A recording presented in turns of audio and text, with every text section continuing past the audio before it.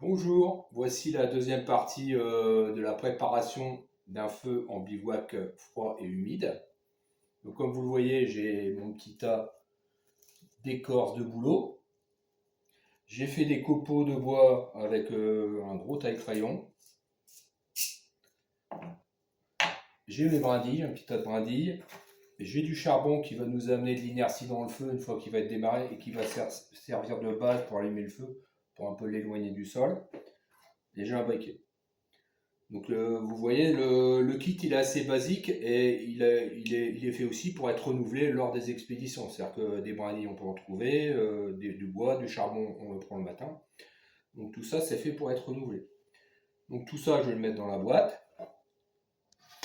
Donc voilà, la boîte est terminée. Je la ferme.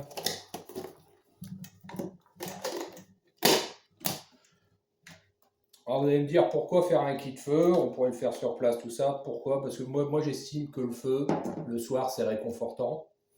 Ça peut être aussi un élément de sécurité si quelqu'un tombe à l'eau, si quelqu'un est très froid. Donc j'ai pas envie de m'amuser à mettre une demi-heure à frotter des morceaux de bois, etc. Je veux que ça soit efficace et ça reste quand même un petit peu naturel. Donc c'est pour ça que tout le temps j'emporte un kit feu pour que en 5 minutes, 10 minutes, on puisse avoir de la flamme. Donc quand on met le bivouac, premier objectif la flamme et l'abri. Donc généralement il y a deux équipes qui font ça. Et à partir de là, moi je me déshabille, on se déshabille après, on commence le repas, quoi.